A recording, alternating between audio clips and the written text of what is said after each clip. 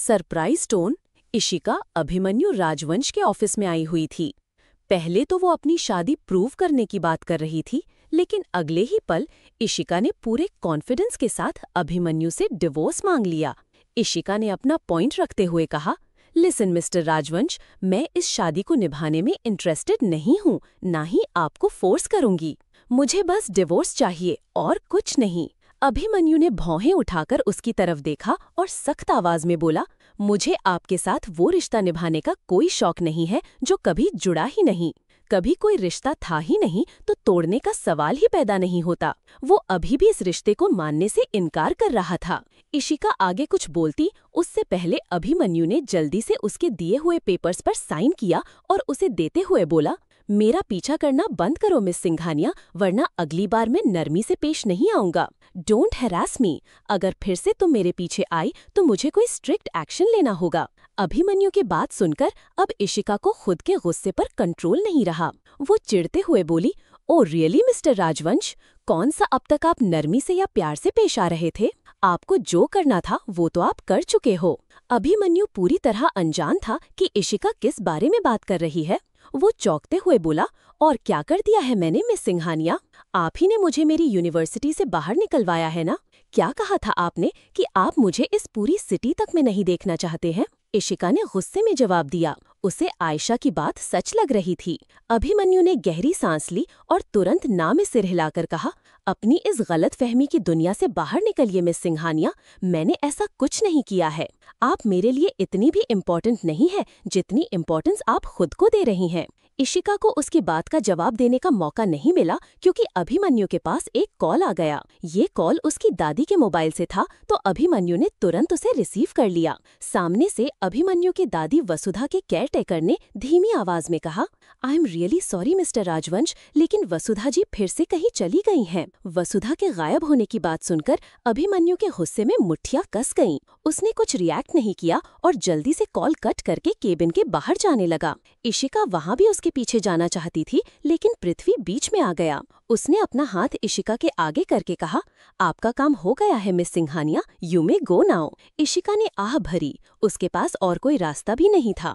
वो तुरंत वहां से अपने घर जाने के लिए निकल पड़ी ताकि कुछ पल सुकून से अपने साथ बिता सके। इशिका अपने घर के पास पहुंची ही थी कि तभी किसी ने उसका हाथ कसकर पकड़ लिया। उसने मुड़कर देखा तो वो वसुधा जी थीं, जो उसी के आने का इंतजार कर रही थी। उन्हें वापस वहां देखकर इशिका बुरी तरह चौंक गई। इशिका कुछ बोलने को हुई कि तभी वसुधा ने उसका हाथ पकड़ा और उसे अंदर खींचते हुए बोली, मेरी बहू, मेरे पोते की पत्नी, तुमने एक बार फिर से मुझे पीछे छोड़ दिया।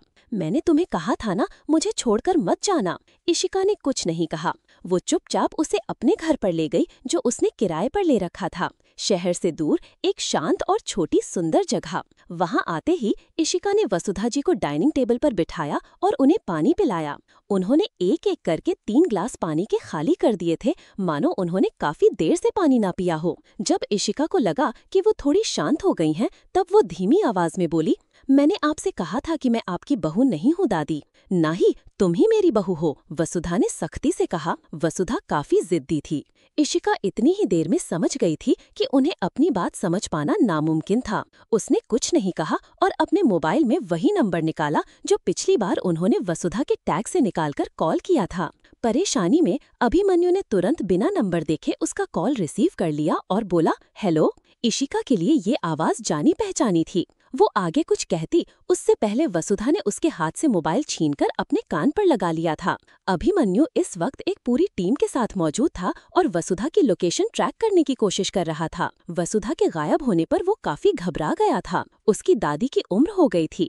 उसे अल्जाइमर ही नहीं था, बल्कि इस उम्र में शरीर के बाकी बॉडी पार्ट्स भी ठीक से काम नहीं करते हैं। वो उनसे काफी प्यार भी करता था, तो उनके इस तरह दूर जाने पर वो परेशान हो गया था। तुम बहुत शैतान हो, बचपन की तरह। मैं अपनी बहू के साथ हूँ और मुझे यहाँ लेने के लिए मत आना, वसुधा गुस्सा दिखाते हुए बोली। बहू? अभिमन्यु ने हैरानी से कहा, कौन सी बहू?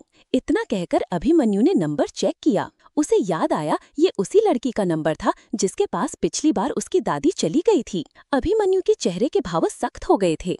उसने खुद का गुस्सा कंट्रोल करके पूछा, इस वक्त कहाँ है आप? कहा ना, मैं अपनी बहू के साथ हूँ और अपना एड्रेस नहीं बताने वाली हूँ, वसुधा ने सख्त आवाज में कहा। और आपको क्या लगता है मैं आपको ढूंढ नहीं पाऊंगा? अभिमन्यु ने भौहें उठाकर पूछा। तुम ढूंढ सकते हो, लेकिन मैं तुम्हें वार्निंग दे रही हूँ कि तुम मुझे यहाँ लेने के लिए नहीं आओगे और ना ही किसी और को भेजोगे, वसुधा ने जवाब दिया। वसुधा को जिद करते देखकर अभिमन्यु ने अपना सिर पकड़ लिया। कुछ पल सोचने के बाद उसने अपने पास बैठे वसुधा के पर्सनल डॉक्टर से पूछा, क्या हम दादी को फोर्सफुली यहाँ पर ला सकते हैं? ऐसा करना सही नहीं होगा। उन्हें स्ट्रेस से दूर रखना है और खुश भी रखना है। अगर हम उनके साथ जबरदस्ती करेंगे तो उन्हें फिर से पैनिक अटैक आने लग जाएगा। ये उनकी सेहत के लिए अच्छा नहीं है। कुछ दिन उन्हें इस लड़की के साथ रहने दीजिए। वो लड़की मुझे बुरी नहीं लगी, डॉक्टर माथुर ने अपनी राय रखते हुए कहा। अभिमन्यु ने कॉल पर कहा, ठीक है, फिर मैं आपकी दवाइयाँ लेकर आता हूँ। कोई जरूरत नहीं आने की, मैं अब सारा सामान अपने साथ लेकर आई थी, वसुधा ने तिरछा मुस्कुराते हुए कहा। अभिमन्यु आगे कुछ कहता उससे पहले वसुधा ने कॉल कट कर दिया। उसने फिर मुस्कुराते हुए इशिका को मोबाइल देकर कहा, हो गया। इशिका को गुस्सा आ रहा था कि उस दादी की फैमिली कितनी इररिस्पॉन्सिबल है। उनकी बीमारी में उनका ख्याल नहीं रख रही, ऊपर से वो बार बार एक अनजान लड़की के घर चली आती है। इशिका वापस उस नंबर पर कॉल करने को हुई, तभी उसे एक व्हाट्सएप मैसेज दिखाई दिया। मैं उस ओल्ड लेडी का पोता हूँ, मैसेज अभिमन्यु ने भेजा था। इशिका ने तुरंत उसका नंबर सेव कर लिया। सार्कास्टिक टोन में उसने अभिमन्यु का नंबर अनजान दादी का इररिस्पॉन्सिबल पोता के नाम से सेव किया था। अभिमन्यु का तुरंत दूसरा मैसेज आया। उसने लिखा, क्या आप थोड़े दिन के लिए मेरी दादी की केयर कर सकती है? वो ठीक नहीं है और मैं उनके साथ जबरदस्ती करके उन्हें स्ट्रेस नहीं देना चाहता। अभिमन्यु को काफी गुस्सा आ रहा था। अभिमन्यु ने काफी रूडली टाइप किया, नहीं, मैं ऐसा नहीं करने वाली हूँ। मैंने कोई चैरिटी नहीं खोल रखी है। आप आइए और अपनी दादी को लेकर जाइए। अभिमन्यु की दादी वसुधा राजवंश फिर से इशिका के घर पर आ चुकी थी। वो इशिका को अपनी बहू बोल रही थी और वहीं पर रहने की जिद कर रही थी। अभिमन्यु के इतना समझाने के बावजूद वसुधा अपनी जिद पर अड़ी थी, तो मजबूरन अभिमन्यु को इशिका को मैसेज करके ये कहना पड़ा कि वो कुछ दिनों के लिए उसकी दादी को अपने पास रख ले।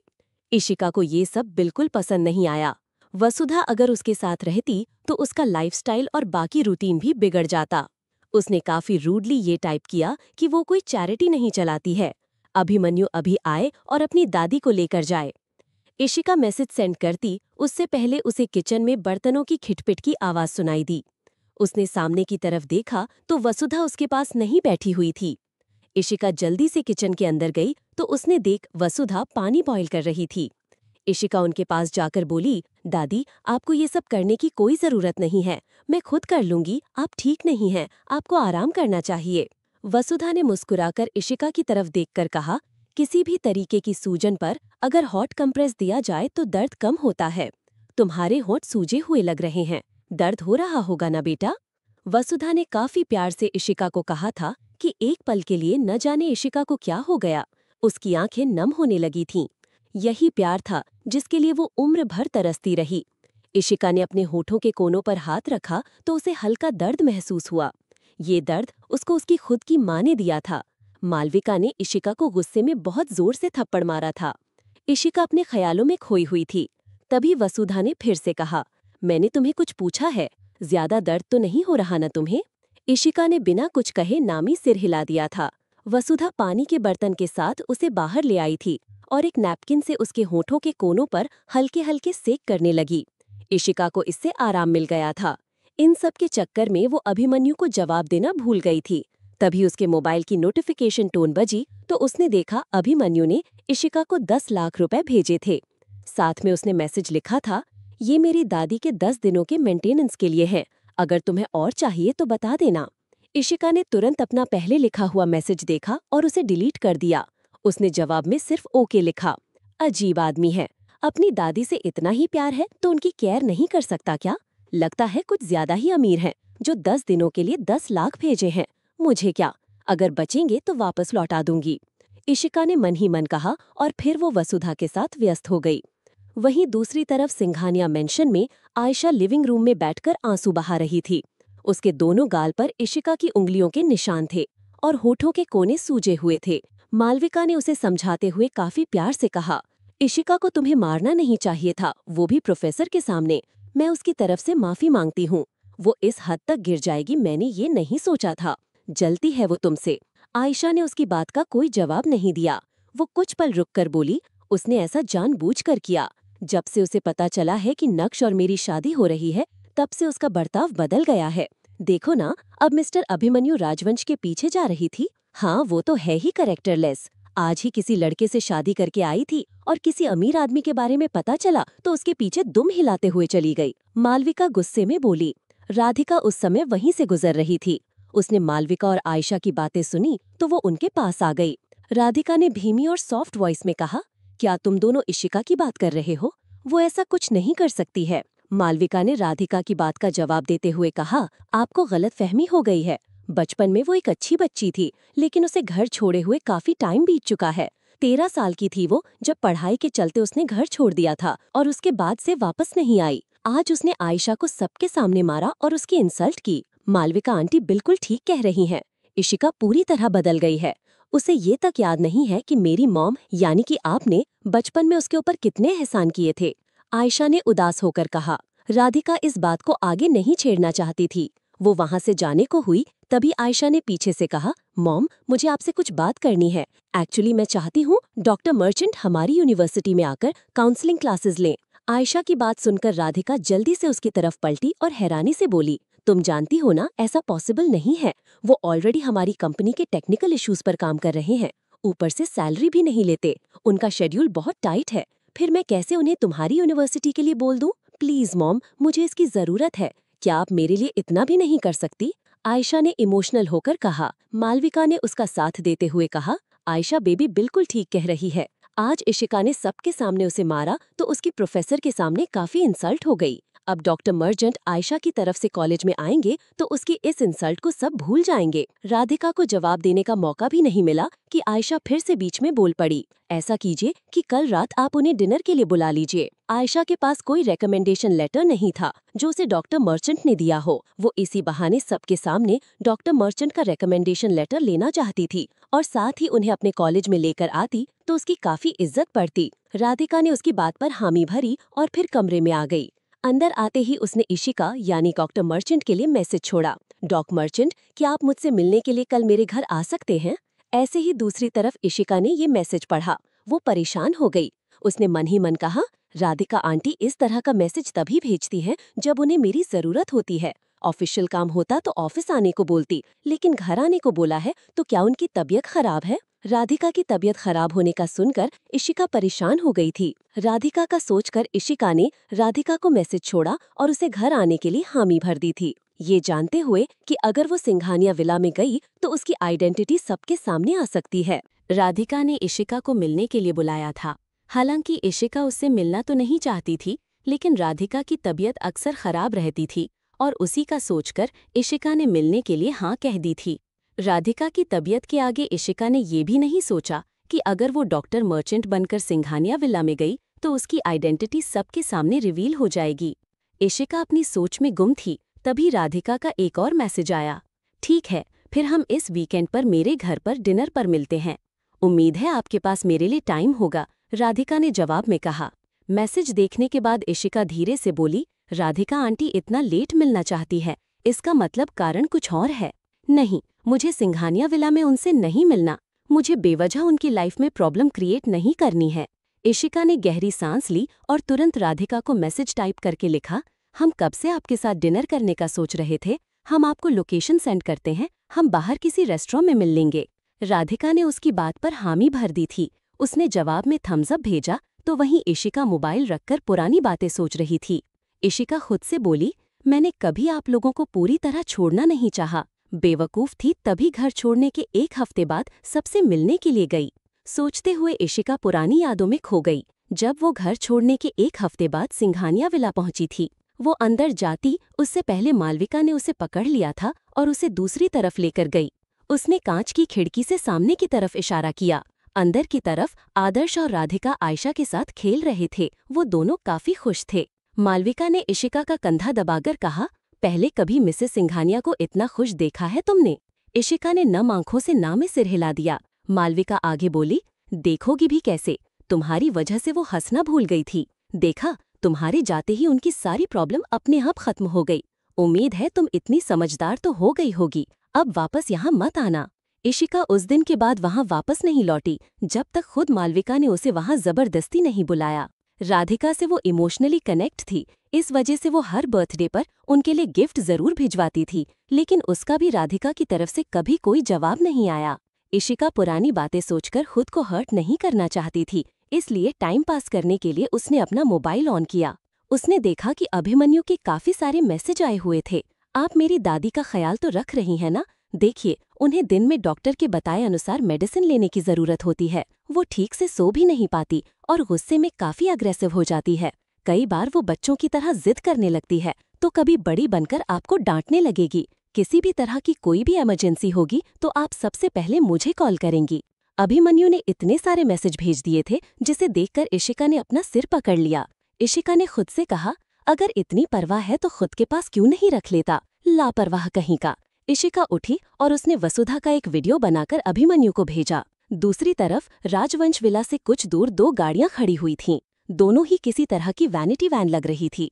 एक के अंदर अभिमन्यु बैठा हुआ था। वो मिनी वैन किसी लग्जरियस घर से कम नहीं लग रही थी। दूसरी वैन एक मिनी हॉस्पिटल की तरह थी। अभिमन्यु के सामने वसुधा के डॉक्टर बैठे हुए थे। जैसे ही इशिका का मैसेज आया, अभिमन्यु ने उसे देखा और हैरानी से उसकी आंखें बड़ी हो गईं। अभिमन्यु के चेहरे के एक्सप्रेशंस देखकर डॉक्टर माथुर ने पूछा, मिस्टर राजवंश, सब ठीक है ना?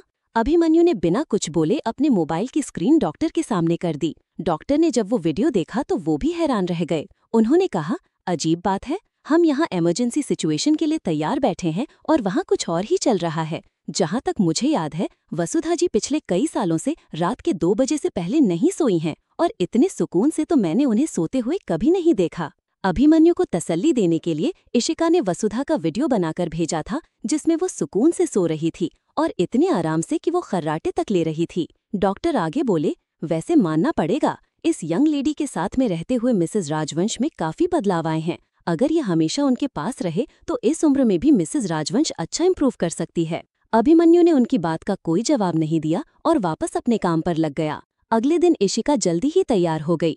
उसने ब्लू पैंट्स के ऊपर व्हाइट क्रॉप टॉप पहना और गले में स्कार्फ ले रखा था जो ब्लैक एंड व्हाइट था। इशिका ने हमेशा की तरह अपने बालों को पिगटेल में बांधा और आगे से कुछ लटें उसके चेहरे पर बिखरी थी। इशिका तैयार होकर ब्रेकफास्ट टेबल पर आई। उसने जल्दबाजी में कुछ टोस्ट बनाए और फिर वसुधा के लिए लेकर आई। इशिका ने उन्हें ब्रेकफास्ट और दवाइयाँ देते हुए कहा, आप इन्हें टाइम से ले लीजिएगा। थोड़ी देर बाद में दिशांक आ रहा है, वो आपका ख्याल रखेगा। अच्छा लड़का है, आपका उसके साथ मन लग जाएगा। वसुधा ने उसकी बात पर हामी भरी और कहा, तुम कहीं जा रही हो बहू? वसुधा के मुंह से बहू सुनकर इशिका नाराजगी जताते हुए बोली, दादी, मेरा नाम इशिका है और आप मुझे प्लीज मेरे नाम से ही बुलाइए।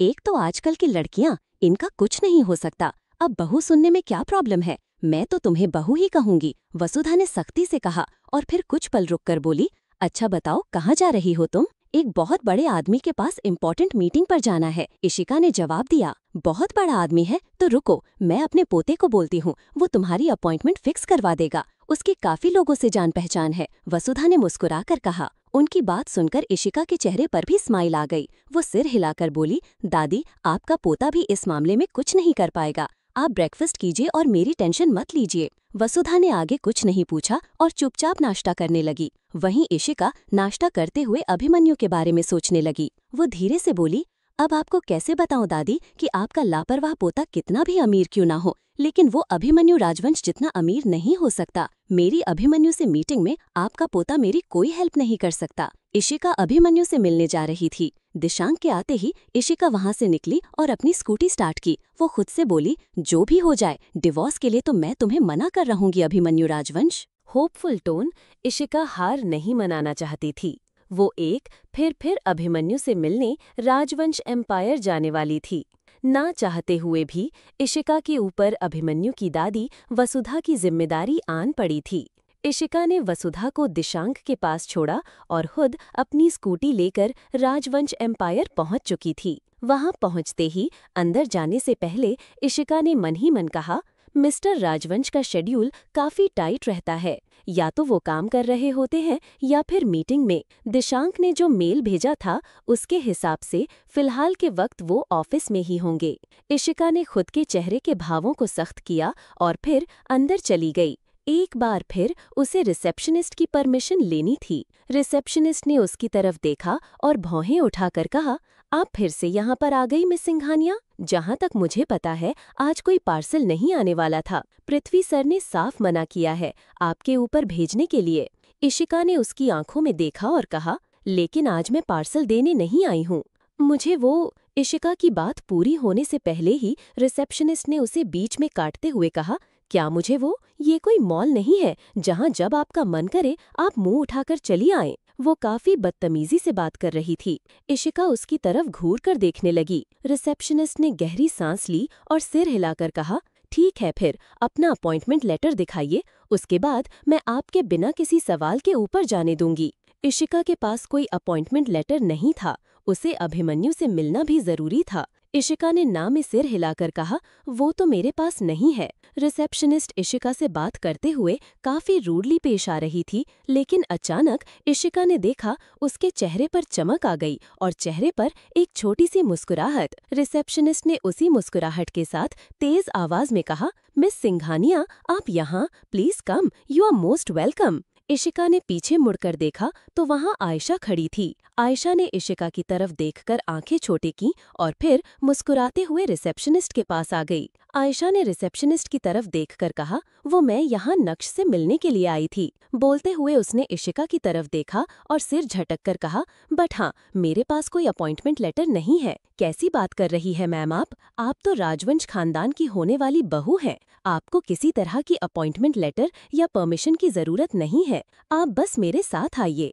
रिसेप्शनिस्ट ने काफी अदब से कहा और फिर अपने कार्ड से लॉबी के आगे का डोर ओपन किया। जाने से पहले आयशा ने इशिका की तरफ देखकर तिरछी मुस्कुराहट दी। उसके चेहरे के एक्सप्रेशंस यही जाहिर कर रहे थे कि उसे बिना किसी अपॉइंटमेंट लेटर के अंदर जाने दिया गया, जबकि इशिका वहीं पर खड़ी थी। यही उसकी औकात थी। लिफ्ट के अंदर जाने से पहले आयशा ने तेज आवाज में कहा, तुम्हें कितनी बार समझाना पड़ेगा इशिका कि कहीं भी जाने से पहले एक बार जगह तो देख लिया करो। ये कोई पब्लिक प्लेस नहीं है जहाँ तुम मुंह उठाकर चली जाओगी। तुम्हें ऊपर नहीं जाने दिया जाएगा। उसके बावजूद तुम इस रिसेप्शनिस्ट को क्यों परेशान कर रही हो? लेकिन मैंने इसे कब परेशान किया? इशिका मन ही मन बड़बड़ा कर बोली। वो आयशा की आदतों को अच्छे से जानती थी, इसलिए उसने ज्यादा ध्यान नहीं दिया। आयशा ने आगे रिसेप्शनिस्ट से कहा, मेरी बहन की तरफ से मैं आपसे माफी मांगती हूँ। ये जिद्दी और बेशर्म है। ऐसे लोगों की वजह से आपका काम मुश्किल रहता होगा। रिसेप्शनिस्ट ने हाँ में सिर हिलाया।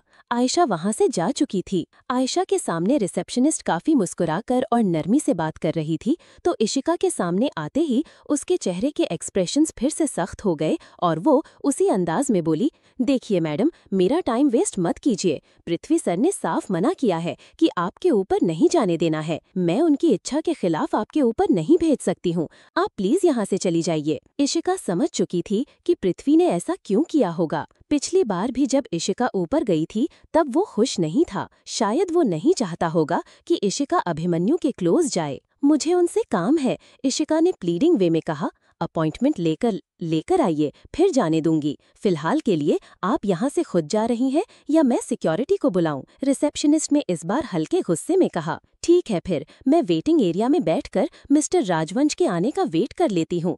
इशिका ने शांति से जवाब दिया और फिर रिसेप्शन एरिया से कुछ दूर लॉबी में एक काउच पर जाकर बैठ गई। इशिका ने गहरी सांस ली और अपना मोबाइल निकाला। उसके पास इंतजार करने के लिए और कोई रास्ता नहीं था। वो जानती थी कि अभिमन्यु से मिलना इतना आसान नहीं रहने वाला था। वहीं इस बीच अभिमन्यु अपनी मीटिंग से फ्री हुआ था। उसने अपना मोबाइल चेक किया तो व्हाट्सएप चैट में सबसे ऊपर इशिका का नंबर था, जो उसने काइंड किडनैपर के नाम से सेव किया था। न जाने क्यों उसने इशिका को इतना अजीब नाम दिया था। अभिमन्यु ने तुरंत इशिका को मैसेज करते हुए लिखा, दादी क्या कर रही है? उनकी तबीयत तो नहीं बिगड़ी ना? इशिका भी टाइम पास करने के लिए अपना मोबाइल यूज कर रही थी। उसने ऊपर अभिमन्यु का मैसेज देखा तो जवाब में लिखा, आखिरी बार जब उन्हें घर पर छोड़ा था तब वो बिल्कुल ठीक थी। उसके बाद मुझे नहीं पता। क्या तुम अपने काम पर हो? अभिमन्यु ने पूछा। और आपको ऐसा क्यों लगा कि मैं अपने काम पर हूँ? इशिका ने काफी रूडली जवाब दिया। वैसे भी रिसेप्शनिस्ट की वजह से उसका मूड उखड़ा हुआ था। अभिमन्यु ने गहरी सांस ली और धीरे से बड़बड़ाकर कहा, ये लड़की मुझसे इतनी बदतमीजी से बात कर भी कैसे सकती है? रिएक्ट तो ऐसे कर रही है जैसे कोई बहुत बड़ा एहसान किया है इसने मेरे ऊपर। अभिमन्यु ने पानी पिया और फिर धीरे से बोला, काम डाउन अभिमन्यु, ये दादी का ख्याल जरूर रख रही है, लेकिन तुमने इसे हायर नहीं कर रखा है। थोड़ी बदतमीजी तो झेलनी ही पड़ेगी। अभिमन्यु ने दूसरा मैसेज टाइप करते हुए लिखा, अच्छा ठीक है, मुझे बताओ तुम कहाँ हो, मैं अभी वहाँ पर आता हूँ। हम दोनों मिलकर दादी के हेल्थ पर बात करेंगे ताकि आगे से तुम्हें और उन्हें दोनों को ही प्रॉब्लम ना हो। इशिका को मिलने से कोई ऐतराज नहीं था। उसने तुरंत एड्रेस भेज दिया था। एड्रेस देखकर अभिमन्यु को थोड़ी हैरानी हुई। अचानक उसकी नज़र इशिका के भेजे हुए एड्रेस पर गई। ये राजवंश एम्पायर में क्या कर रही है? अभिमन्यु हैरानी से बोला और जल्दी से दौड़कर नीचे जाने लगा। आयशा लिस्ट से ऊपर पहुंच गई थी। नक्श के फ्लोर तक जाने के लिए उसे काफी आगे तक चलकर जाना पड़ा। आयशा मिलने तो नक्श से आई थी, लेकिन उसके दिमाग में इशिका चल रही थी, जो थोड़ी देर पहले रिसेप्शनिस्ट से अंदर जाने की जिद कर रही थी। आयशा मन ही मन बोली, कितनी बेशरम लड़की है। इतना सब कुछ हो गया फिर भी यहाँ पर खड़ी होकर मिस्टर अभिमन्यु राजवंश से मिलने की जिद कर रही है। उसे क्या लगता है कि वो अपनी खूबसूरती से उसका दिल पिघला देगी? जैसे उसने नक्श को अपने पीछे पागल किया था, वैसे अभिमन्यु राजवंश उसके पीछे नहीं आने वाला है। नक्श ने भी एक मोमेंट के बाद उसे छोड़कर मुझसे शादी करने का डिसीजन लिया, और वो अभिमन्यु राजवंश को अपने जाल में फंसाने का सोच रही है। बेवकूफ कहीं की। आयशा के चेहरे पर गुस्से के भाव थे। जैसे ही वो नक्श के केबिन के सामने आई, उसने खुद के चेहरे के भावों को नॉर्मल किया और अपने चेहरे पर हल्की मुस्कुराहट ओढ़ ली। नक्श से मिलने के लिए आयशा खास तैयार होकर आई थी। उसने ग्रे कलर का designer one piece short dress पहना हुआ था। बालों को कर्ल करके उसमें अच्छा सा हेयर स्टाइल बनाया हुआ था। चेहरे पर हैवी मेकअप और आंखों में कॉन्फिडेंस के साथ आयशा ने नक्श के केबिन के अंदर कदम रखा। इसे काम करने के अलावा और कोई काम नहीं है क्या? नक्श को देखकर आयशा ने धीरे से बड़बड़ाकर कहा। नक्श काम करने में बिजी था। वो भी दिखने में काफी हैंडसम था। लगभग 5 फुट 10 इंच के आसपास हाइट, गोरा रंग, मस्कुलर बॉडी, गहरी भूरी आंखें और वैसे ही गहरे भूरे सेट किए हुए बाल। नक्श के होठों से थोड़ा ऊपर एक बड़ा सा तिल था। अचानक नक्श का ध्यान आयशा की तरफ गया। उसने कुछ खास खुशी नहीं दिखाई। दिखाता भी कैसे, उसे इशिका से प्यार था, पर मजबूरी में आयशा के साथ आना पड़ रहा था। कैसे हो तुम बेबी? आयशा ने मुस्कुराकर सिर हिलाकर कहा। नक्श उठकर आयशा के पास आया। अचानक उसकी नज़र आयशा के गालों पर पड़ी, जो सूजे हुए लग रहे थे। नक्श ने आयशा के होठों पर हल्के से हाथ रखकर भौहें उठाकर पूछा, ये सब क्या है? इशिका ने मुझे बहुत बुरी तरह से मारा, आयशा ने जवाब दिया। वो इशिका को नक्श की नज़रों में गिराना चाहती थी। आयशा को लगा ये सुनकर नक्श को गुस्सा आएगा, पर नक्श ने बिना किसी भाव के कहा, मैंने तुम्हें पहले ही कहा था, उससे पंगा मत लेना। डिफेंस आर्ट में अच्छी है वो। नक्श ने इशिका का काफी सालों तक पीछा किया था, तो उससे इशिका से जुड़ी हुई बात छुपी कैसे रह सकती थी? हाँ, मेरी ही गलती थी। उसके बारे में बात नहीं करते हैं ना? आयशा ने मासूम बनते हुए कहा। नक्श ने हाँ में सिर हिला दिया। बातचीत का रुख बदलने के लिए आयशा ने कहा, मुझे पता चला है कि तुम्हारा नया प्रोजेक्ट न्यू एनर्जी से रिलेटेड है। क्या तुम्हें पता है, डॉक्टर मर्चेंट हमारे घर पर आने वाले हैं। मेरी मॉम ने उन्हें डिनर पर बुलाया है। अगर तुम कहो तो मैं उनसे बात करूं, वो तुम्हारे प्रोजेक्ट में ज्वाइन कर सके तो? क्या तुम ऐसा कर सकती हो? नक्श ने भौहें उठाकर पूछा। उसकी आंखों में चमक आ गई थी। हाँ, क्यों नहीं। तुम बस अपने बिजी शेड्यूल से थोड़ा टाइम निकाल लेना, ताकि तुम भी उस डिनर में प्रेजेंट रह सको, आयशा ने खुश होकर बताया। डॉक्टर मर्चेंट का प्रोजेक्ट में शामिल होने का सुनते ही नक्श का बिहेवियर बदल गया था। उसने आयशा को कमर से पकड़कर अपने करीब खींचा और उसके गाल को अपने गालों से सहलाते हुए कहा, इशिका सच में बहुत बदतमीज और रूड है। उसे तुम्हारे साथ ऐसा नहीं करना चाहिए था। हाँ, अब क्या कर सकते हैं? अच्छा हुआ ना, उसकी सच्चाई वक्त रहते सामने आ गई और तुम्हारी लाइफ बर्बाद नहीं हुई, आयशा ने मुस्कुरा कर कहा। नक्श ने हाँ में सिर हिलाया। उसने फिर आयशा के होठों को अपने होठों से हल्का सा छूते हुए कहा, तुम्हें पता है, मेरे पास तुम्हारे इस दर्द का एक अच्छा सा इलाज है। एक प्यारा सा किस, जिसके बाद तुम्हारा सारा दर्द दूर हो जाएगा। किस करने से पहले नक्श ने आयशा की परमिशन मांगी, तो आयशा ने मासूम बनते हुए अपनी पलकें झपका दी थी। अगले ही पल नक्श ने उसके होठों को अपनी गिरफ्त में ले लिया। वो उसे काफी सॉफ्टली किस कर रहा था। आयशा ने अपने मन में कहा, क्या फर्क पड़ता है कि तुम किससे प्यार करते हो? फर्क इस बात से पड़ता है कि हमारी शादी होने वाली है, और उससे भी बड़ी बात, मैं तुम्हारे ड्रीम प्रोजेक्ट में तुम्हारी मदद करने वाली हूँ। देखा तुमने इशिका, अमीर लोगों के लिए प्यार का कोई मतलब नहीं होता है, उन्हें बस अपनी सक्सेस से लेना देना होता है। जो लड़का कल तक तुम्हारे पीछे पागलों की तरह घूमता था, आज वो डॉक्टर मर्चेंट का नाम सुनते ही मेरा दीवाना होकर खुद से किस करने की पहल कर रहा है। आयशा को भी इस बात से कोई फर्क नहीं पड़ता था कि कभी नक्श इशिका से प्यार करता था। उसे मतलब था तो राजवंश खानदान की बहू बनने से। वो बहुत अमीर थे, उनकी लाइफस्टाइल काफी लग्जूरियस थी और आयशा को वही चाहिए था। वहीं नीचे लॉबी में इशिका आराम से काउच पर बैठी हुई थी। उसने अभिमन्यु को अपना एड्रेस भेज दिया था। वो काफी देर से वहां पर बैठी थी। जब रिसेप्शनिस्ट की नजर वापस उस पर पड़ी तो वो गुस्से में आग बबूला हो गई। रिसेप्शनिस्ट ने सिक्योरिटी गार्ड को अपने साथ आने का इशारा किया और इशिका के पास लेकर पहुंची। वो इशिका को देखते हुए काफी एटीट्यूड से बोली, मिस सिंघानिया, आप यहाँ से गई नहीं अभी तक। आपकी वजह से मुझे डिस्टर्बेंस हो रहा है। बेहतर होगा कि यहाँ से चली जाइए, वरना ये लोग आपको धक्के मारकर निकाल देंगे। इशिका ने हैरानी से रिसेप्शनिस्ट की तरफ देखा। वो तो चुपचाप बैठी हुई थी। वेटिंग एरिया में कोई भी आकर बैठ सकता था। ऊपर से इशिका तो शोर भी नहीं बचा रही थी, फिर वो उसका काम कैसे डिस्टर्ब कर रही थी, ये उसे समझ नहीं आया। इशिका ने बोरियत भरे लहजे में रिसेप्शनिस्ट की तरफ देखकर कहा, लगता है आपका अपने काम पर फोकस नहीं है, तभी काम करते वक्त बार बार आपकी नजरें मुझ पर आ रही थी। आप ऐसा क्यों नहीं करते कि यहाँ पर अपने लिए एक अलग से केबिन बनवा लीजिए, फिर आपको डिस्टर्बेंस नहीं होगा। अब तुम अपनी लिमिट क्रॉस कर रही हो और बहुत हो गया। रिसेप्शनिस्ट गुस्से में बोली। फिर उसने सिक्योरिटी गार्ड को ऑर्डर देते हुए कहा, इस लड़की को यहाँ से धक्के मारकर बाहर निकाल दो। वैसे भी पृथ्वी सर ने मना किया था कि इसे यहाँ नहीं आने देना है। रिसेप्शनिस्ट के ऑर्डर देते ही सिक्योरिटी गार्ड्स हरकत में आ गए थे। वो कुछ करते तभी अचानक पूरी लॉबी शांत हो गई, क्योंकि प्राइवेट लिफ्ट के रुकने की आवाज आई। वो प्राइवेट लिफ्ट सिर्फ अभिमन्यु के यूज के लिए थी, तो सिक्योरिटी गार्ड अपना काम छोड़कर बिल्कुल सीधे खड़े हो गए। लिफ्ट में से अभिमन्यु पृथ्वी के साथ बाहर निकला। वो चारों तरफ इधर उधर देख रहा था, मानो किसी को ढूंढने की कोशिश कर रहा हो। जैसे ही अभिमन्यु की नजर इशिका पर गई, वो आईज रोल करके बोला, नॉट अगेन। ये लड़की फिर से यहाँ पर आ गई। पृथ्वी ने उसकी नजरों को फॉलो करके इशिका को देखा तो उसे भी बहुत गुस्सा आया। सीरियस मूड में बोला उसने अभिमन्यु से, मैं देखता हूँ उसे। अभिमन्यु फिर से इशिका से उलझना नहीं चाहता था,